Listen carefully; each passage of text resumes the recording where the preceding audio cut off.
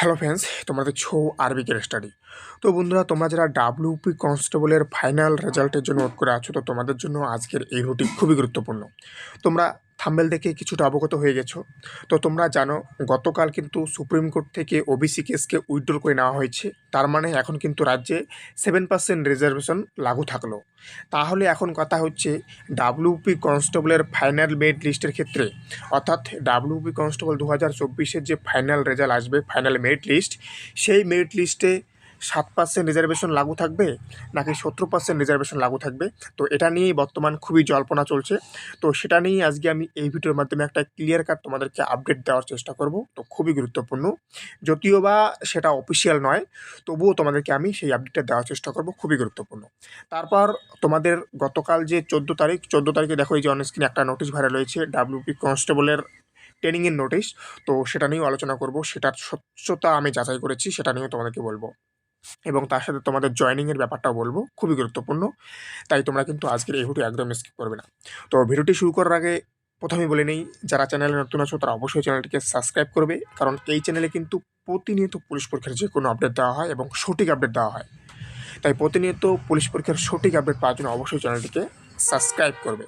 তো সমস্ত কিছু বোঝার আগে তোমাদেরকে একটা আমি নোটিশ দেখাবো, এবং তার আগে একটা পেজ নিয়ে নেই, সাদা পেজ। সবার প্রথমে আমি তোমাদেরকে এই নোটিশটা দেখালাম। এটা হচ্ছে গতকাল কিন্তু খুব ভাইরাল হয়েছে বিভিন্ন হোয়াটসঅ্যাপ গ্রুপে, বিভিন্ন ফেসবুকে, এবং অনেকেই বড় বড় যারা আছে তারাও বলেছে। এটা হচ্ছে তোমাদের ডাব্লিউপি কনস্টেবলের 2024-এর যে কনস্টেবল যার মেরিট লিস্ট আসতে চলেছে তার ট্রেনিংয়ের নোটিশ।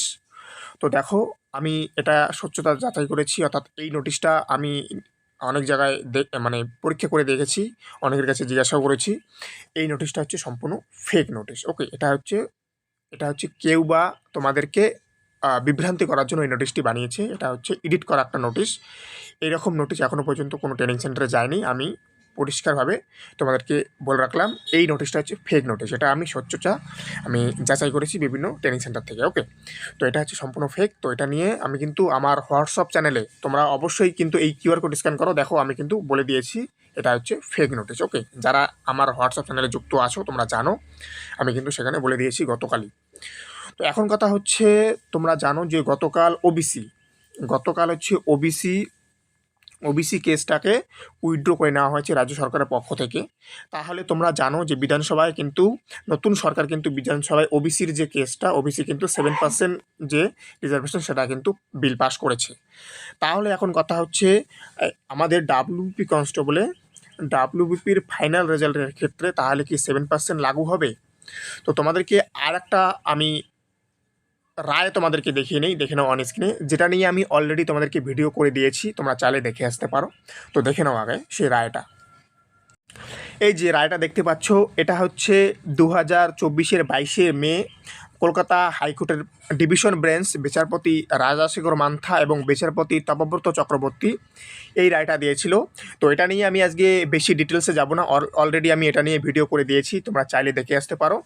আমার চ্যানেলে গিয়ে দেখো, মোটামুটি 2 সপ্তাহ আগেই দেওয়া আছে এই রায়টা নিয়ে ভিডিও করা। ওকে, এই রায়টা নিয়ে আমি পুরোপুরি ডিটেলসে ভিডিও করে দিয়েছি। তো 22শে মে, কথা হচ্ছে 22শে মে 2024-এর রায় এটা।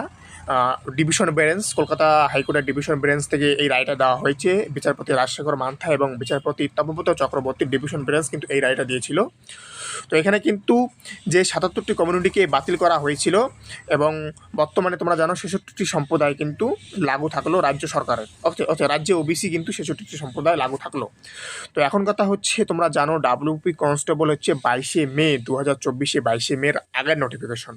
তো এই রায় অনুযায়ী বলা ছিল যে 2024-এর 22শে মের আগে বের হওয়া নোটিফিকেশনে কিন্তু 70%ই লাগু থাকবে। ওকে, এখন রাজ্য সরকার কি লাগু রাখবে সেটা পরের বিষয়, কিন্তু রায় অনুযায়ী কিন্তু এটাই লাগু থাকে 70%। কিন্তু 7% লাগু হবে কোনটার ক্ষেত্রে আমি বলে রাখি।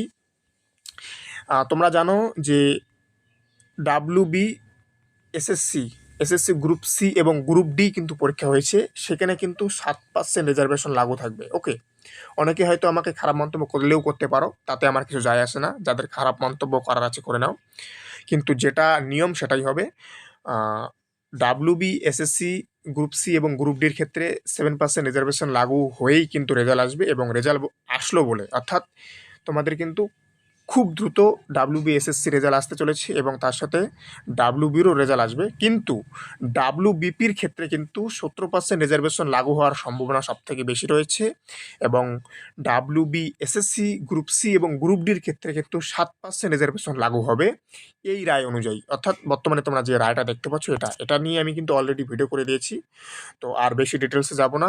এটাই হচ্ছে রায়। ওকে, এটা হচ্ছে বিচারপতি ডিভিশন বেঞ্চ, কলকাতা হাইকোর্টের বিচারপতি ডিভিশন বেঞ্চে হচ্ছে বিচারপতি তাপব্রত চক্রবর্তী আর হচ্ছে বিচারপতি রাজাশেখর মান্তার রায়। ওকে, যেটা অলরেডি তোমরা সবাই দেখে নিয়েছো। তো এই হচ্ছে আপডেট। তো কারো যদি কোনো মন্তব্য থাকে অবশ্যই কমেন্ট বক্স খোলা আছে, তোমরা অবশ্যই মন্তব্য করবে, আমি পরবর্তীতে চাইলে আর একটা ভিডিও করবো। ওকে, তো থ্যাংক ইউ ফর ওয়াচিং আরবি কেরিয়ার স্টাডি। দেখা হচ্ছে আবার নতুন কোনো আপডেটের সাথে। জয় হিন্দ, জয় ভারত, বন্দে মাতরম।